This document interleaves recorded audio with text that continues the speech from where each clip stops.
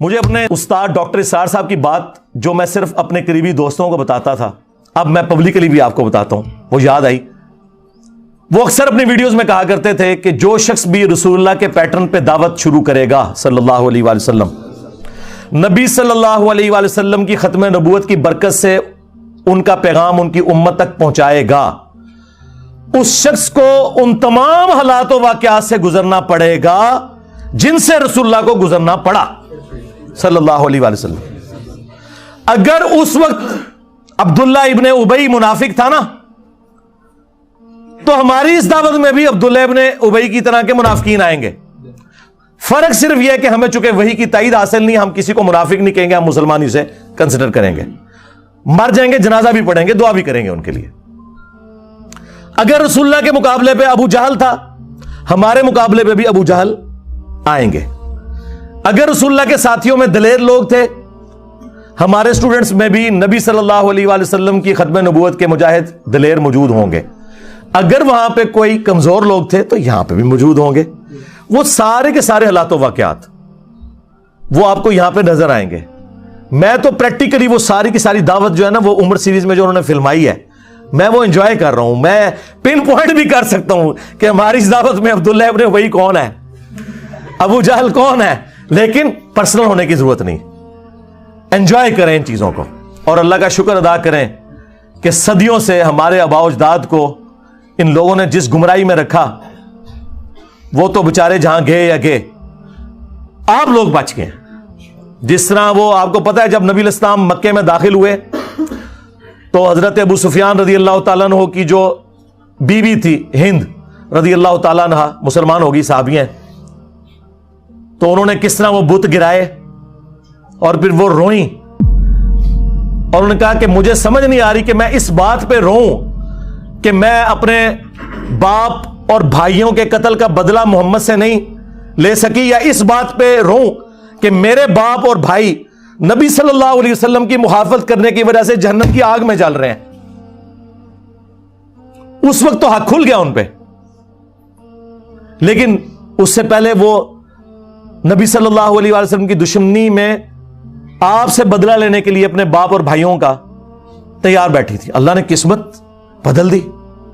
آپ بھی ان کی طرح اس چیز پر خوش ہوں کہ ہمارے آباء و اجداد جہاں بھی گئے وہ اللہ کے سپرد، لیکن کم از کم اللہ تعالیٰ نے ہمیں اور ہماری آنے والی نسلوں کو اس شخص کے ساتھ جوڑ دیا جس کی قبر مدینے میں ہے صلی اللہ علیہ وآلہ وسلم۔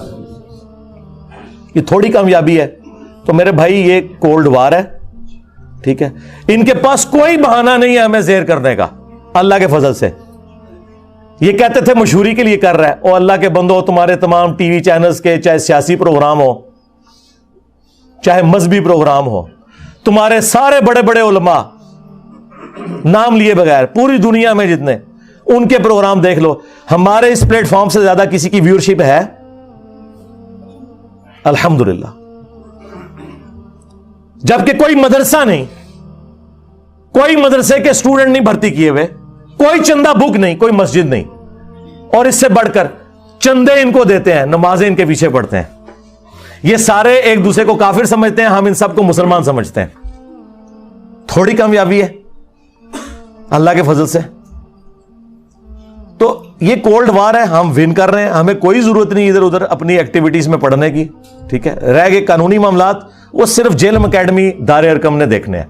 ہم ساری باتیں پبلکلی نہیں ڈسکس کر سکتے کہ ہم قانون معاملات کو کس لیول کے اوپر مینج کر رہے ہوتے ہیں آئین اور قانون کے دائرے کے اندر۔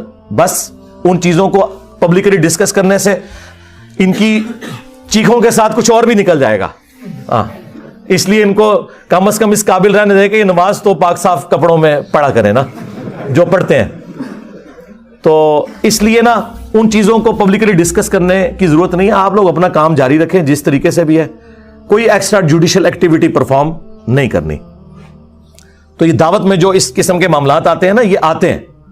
ابھی تو آپ دیکھیں، اللہ کا شکر ہے کہ جہاد اور قتال کی جو سب سے بڑی آزمائش ہے اس سے ہم نہیں گزر رہے۔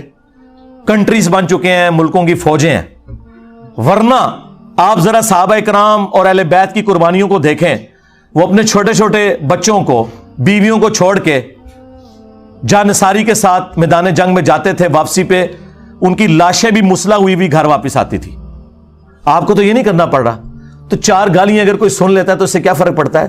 شکر کرے کہ ہم انگلی کٹا کے صحابہ کرام کی جو وہ لمبی لائن ہے اس میں اینڈ پہ جا کے بھی کھڑے ہو جائیں. اہل بیت کی قربانیوں کی جو لائن ہے اس میں اینڈ پہ بھی جا کے کھڑے ہو جائیں، انگلی کٹا کے شہید بن جائیں، تو اور کیا چاہیے؟ ٹھیک ہے. تو ہمیں تو ان تکلیف سے بھی نہیں گزرنا پڑ رہا اس لیول کی. باقی رہ گئی ذہنی کوفت، وہ ٹھیک ہے، ہوتی ہے. اس کے لیے قرآن میں آیا، آپ نے پڑھنا ہے حسبنا اللہ و نعم الوکیل. ہاں وہ واضح آیا سورہ آل عمران میں. جب مسلمانوں کو خبر پہنچتی ہے کہ مخالفین اس قسم کے دھوکے بازیوں سے کام لے رہے ہیں تو وہ کہتے ہیں حسبنا اللہ و نعم الوکیل، ہمیں اللہ ہی کافی ہے اور وہی بہتر کارساز ہے. ٹھیک ہے. یا حی یا قیوم برحمتک استغیث لا حول ولا قوت الا باللہ لا الہ الا انت سبحانک انی کنت من الظالمین. اور اصحاب الکہف کی وہ دعا ربنا آتینا من لدنک رحمہ وہیئ لنا من امرنا رشدا. یہ اتنی دعائیں ہیں، یہ پڑھیں اور اپنے دعوت کے کام کو لے کے چلیں.